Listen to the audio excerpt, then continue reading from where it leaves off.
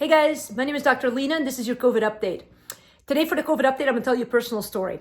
Back when I was in my mid-20s, I was engaged to be married. And 2 weeks before the wedding, we called it off. It was not what we had planned. It was not what we wanted initially when we got engaged. It was a disaster and it affected my life in many ways. In fact, when it happened, I thought it was the worst thing that could happen to me. And other things, there were some rippling effects from that decision that continued to affect my life. And at the time, I felt like, how could this be happening? Didn't anybody understand me? Didn't anybody understand what was going on in my life? And I certainly didn't know what was going on. But more importantly, I questioned God in it. And I wondered, like, God, how could you allow this to happen in my life? And you want to know what happened?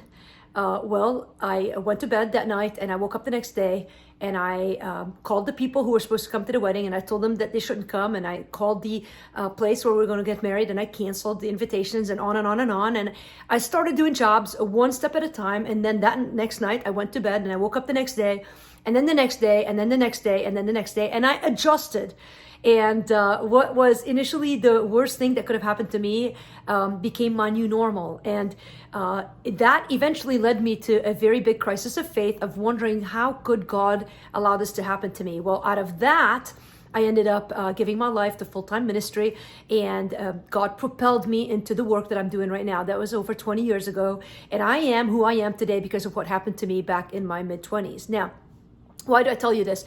Right now, many of you are hearing your states come up with extended social distancing, and it feels as if everything that you thought would happen by the end of April is not going to happen, and you are angry, maybe you are overwhelmed, maybe you just don't understand how this could be. Maybe some of you are still afraid of the coronavirus. Regardless of where you stand in this, I'm going to tell you how we're going to get through this. You're going to go to bed tonight, you're going to wake up tomorrow, you're going to take one step at a time, you're going to continue trusting God.